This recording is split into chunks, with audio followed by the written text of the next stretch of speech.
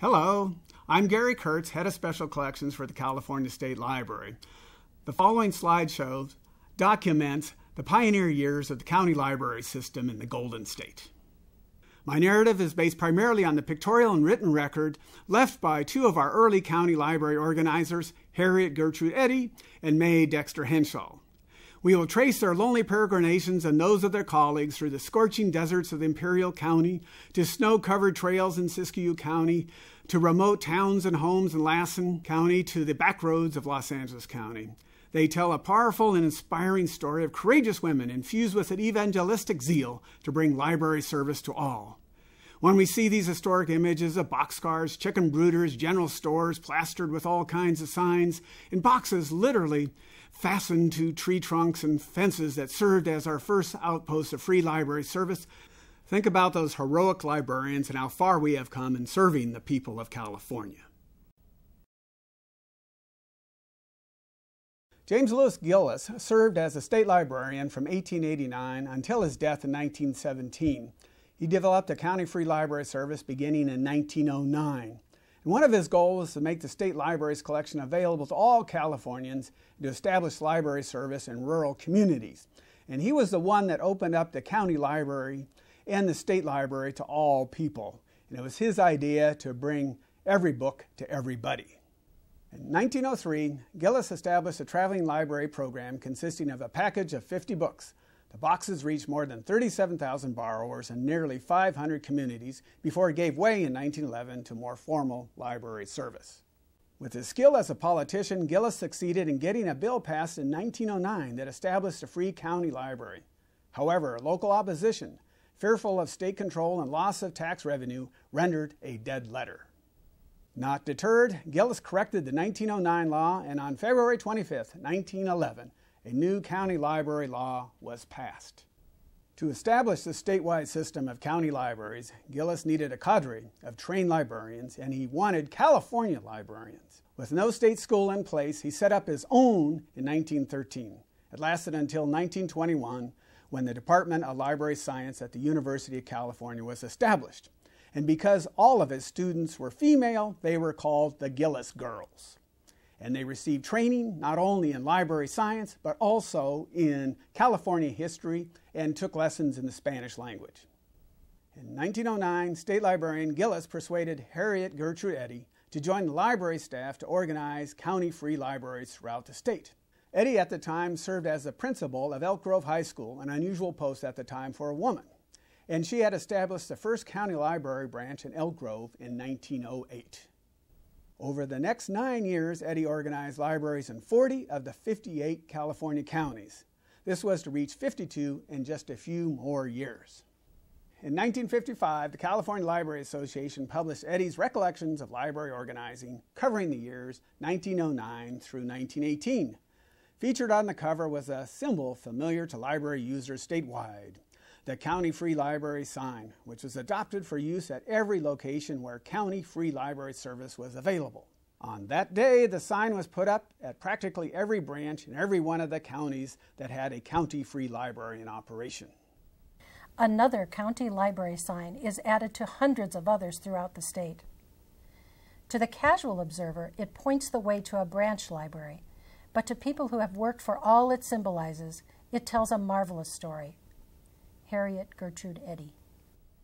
May Dexter Henshaw was another indefatigable county library organizer. Henshaw began her field work in 1915 under the direction of Harriet Eddy and crisscrossed rural California for the next 17 years. Traveling by sleigh, horse, wagon, and auto, she met a variety of people, all passionate for the establishment of libraries in their communities. At one house, where we interviewed a trustee, his wife, and daughter, we were startled by having a goat bound in the open window and land in our midst. As it was soon apparent that it was a common occurrence and he was a member of the family, we accepted his presence without comment. May Dexter Henshaw. Getting books to readers was always a challenge, especially in the more remote, rough terrain of places like Siskiyou County. In the winter, books had to be delivered on pack animals, wearing snowshoes, or by men on skis, or sometimes men on foot. Horses and donkeys were an essential means of transport, but dog teams had their place as well. Mountains were no match for county librarians dedicated to serving their far-flung citizenry. Even over the rugged Santa Lucia Mountains in Monterey County, county library books travel anywhere, wrote one proud librarian. Books bound for Del Norte County had to cross the Klamath River by ferry. While en route to Crescent City on November 14, 1922, May Henshaw had to wait for the tide to come in so that the ferry could float and make it possible to reach Wequa. And then there was mud. There had been a cloudburst on June 8, 1931, on the Sagebrush Plains beyond Wendell in Lassen County. Terrible roads. We tried to cross from Stacy to Doyle, but had to turn back as the roads were impossible with slithery alkali mud. It was only when the situation became absolutely impossible that we would give up. Only people who have had intimate experience with county librarians when they are visiting some of their branches can understand the indomitable qualities they possess. May Dexter Henshaw.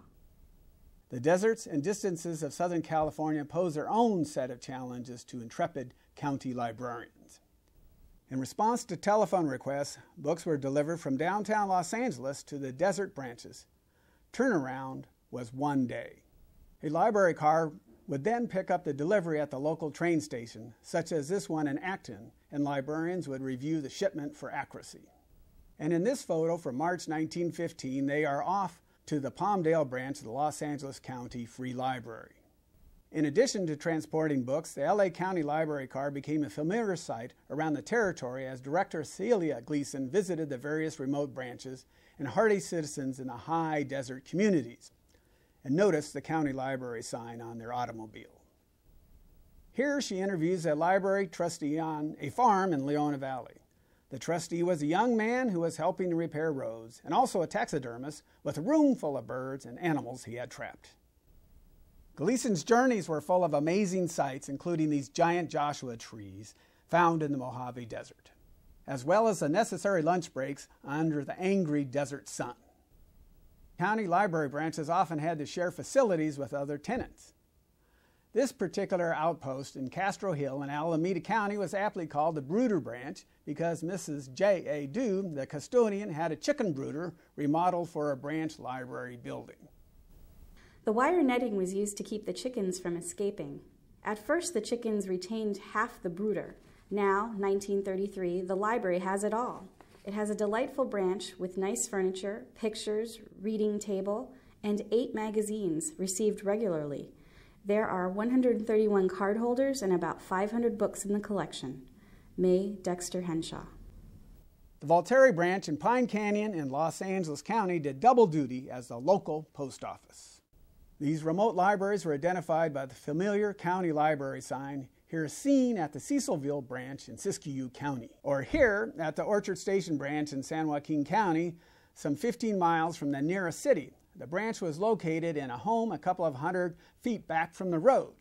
And notice how happy these girls are to have their books. Imperial County boasted a branch in a boxcar, second from the right in this lineup. And can you imagine how hot it was there in August? Also in Imperial County, the Coyote Wells branch shared a building with a local store, which was the last place for water and books before the Mexican border. Located near Blythe, the Riverside County Library established the Rocky Comfort branch in a school in 1916. It had a roof of tules and palm fronds and was surrounded by water overflowing from the nearby Colorado River.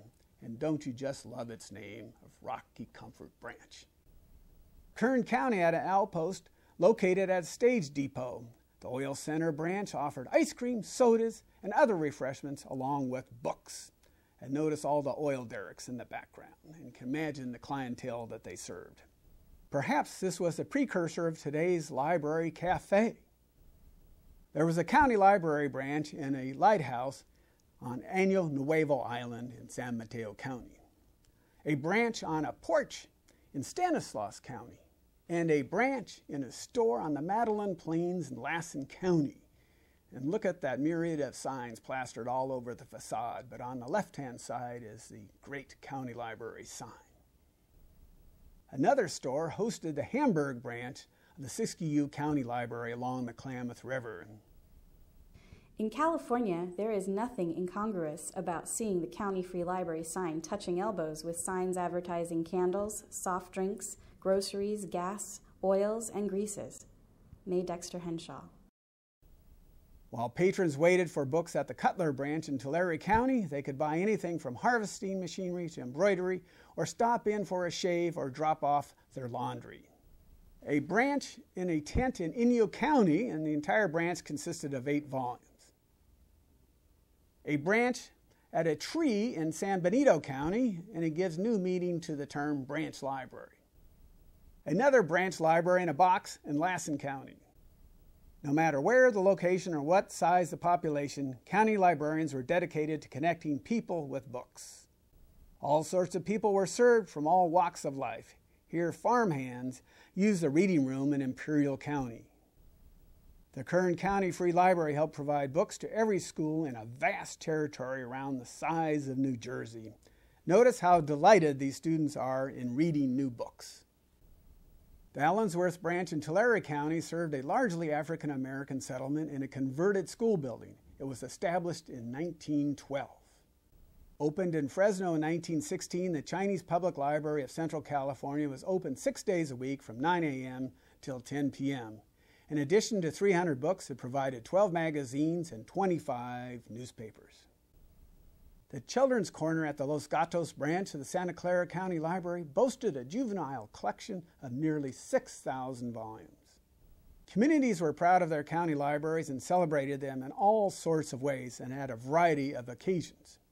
A July 4th parade in Bakersfield, the Cotton is King Festival, the Imperial County Fair in 1930, the Siskiyou County Fair in 1937, the Trade at Home Parade in Marin County. A walking book from the State Library helped the Napa County Free Library celebrate Armistice Day in 1925, and notice that on the spine of the book, the author's name is Anne Authority. Napa County also built a house of books for the county fair in 1927.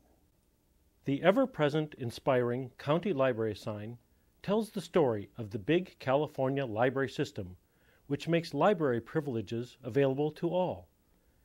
If this sign does not as yet hang near your home, investigate and find out why not. James Lewis Gillis, State Librarian.